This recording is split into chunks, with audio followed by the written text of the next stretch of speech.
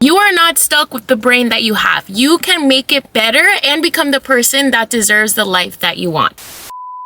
Hey guys, welcome back to my channel. My name is Catherine and I'm super excited for today's video because we are talking about the prime machine that determines the life that we live, and that is our brain. So it's going to be a very interesting topic today. The brain just fascinates me because just understanding more and more of how humans work and function and how we actually can change the way that we behave, the way that we think. It's just fascinating to me. So I hope that this video is as eye-opening for you guys as it has been for me. All the information that I'm going to be sharing with you guys today is all science-backed. So I am spilling facts. One of the podcasts that came out was an interview with a psychiatrist called Daniel Amen. He has a background as an X-ray technician, and now his mission is to spread the message on brain and mental health. So my curiosity just skyrocketed when I was listening to this podcast because this man has conducted over 200,000 brain scans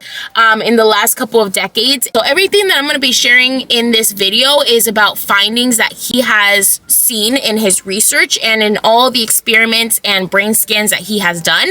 And this man has helped thousands of people overcome their mental illness and change their brain to change their life. So if this can help at least one of you out there, y'all know I'm all over it. All right, so let's get into it. Let's kick things off by understanding the science behind it. So y'all know that our brain is extremely powerful. Neuroplasticity is key here. I have talked about it before in my video, but our brain has the ability to reorganize itself and create new neural connections. So studies have actually shown that through our habits, our thoughts, and our experiences, we're actually able to restructure our brain. When your brain works right, you are gonna work right. And then whenever your brain is troubled, then you are going to be troubled because whatever's going on up here, that's how you are going to show up in your life. Symptoms like anxiety, depression,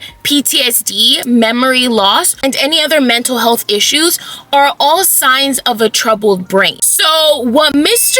Amen decided to do is he started using a brain scan that he calls SPECT, which stands for Single Photon Emission Computed Tomography.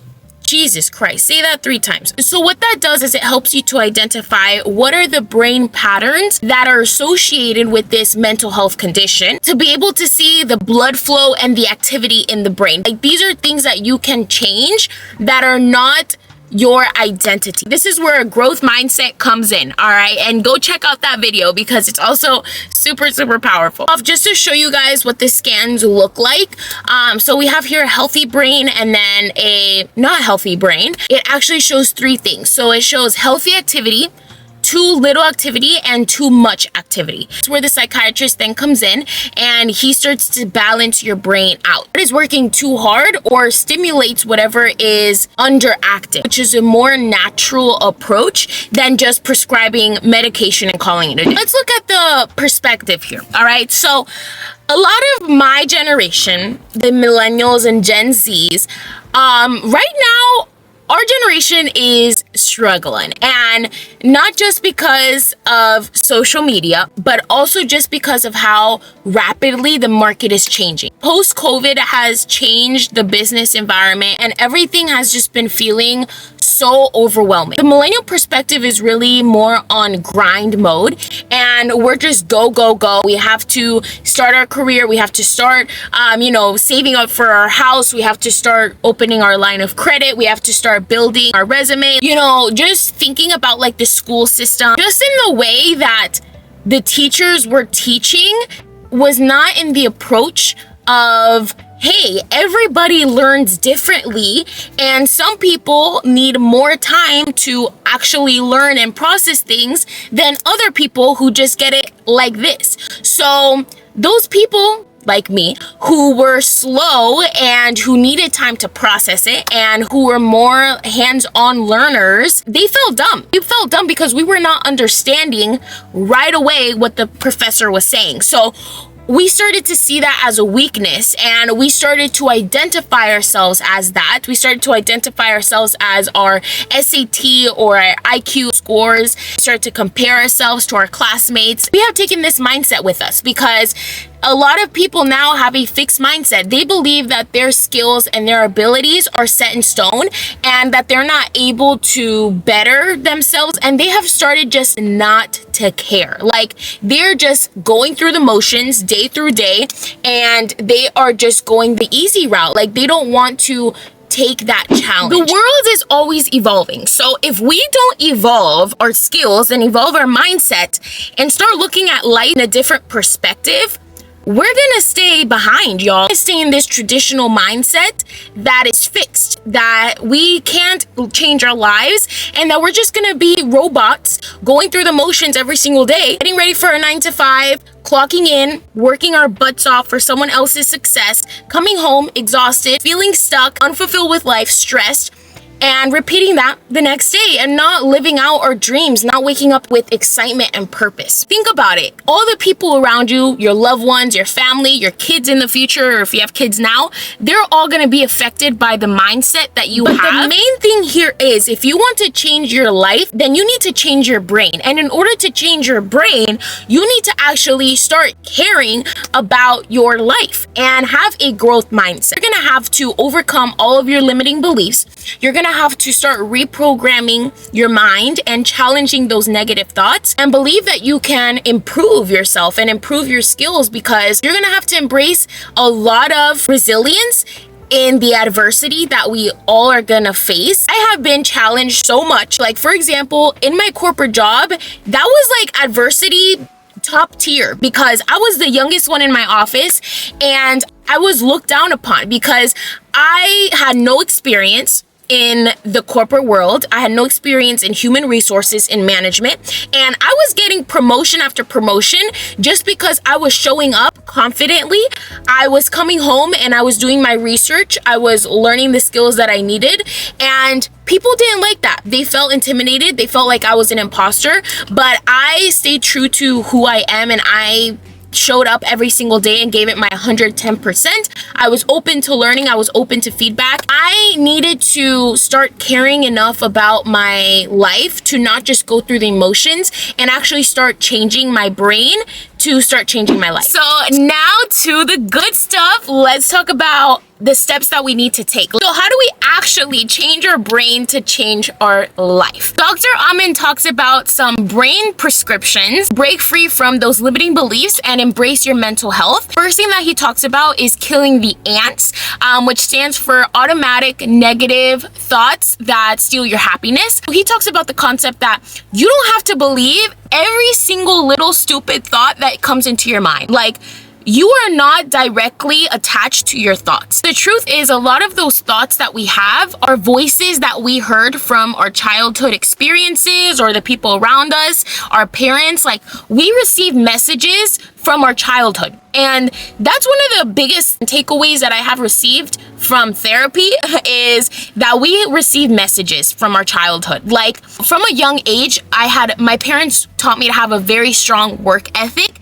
And the message that I receive from that is that I have to be an overachiever. I have to prove to myself that I'm successful. That's the mindset that I have had my whole life. Like, I have been scared to fail because I don't want to be seen as a disappointment. It's hard for me to ask for help because I feel like if I do, then I look like a failure. I feel like no one is able to help me except for me because I've been having to do that my whole life. So me realizing that, it's allowed me to take back control of my life and actually be able to take the steps I need to be better and improve my mindset, improve my skills, improve my quality of life, and become the person that deserves the life that I want. The truth is, you guys, we are not taught how to think about our thoughts, how to change our brain, how to process our emotions.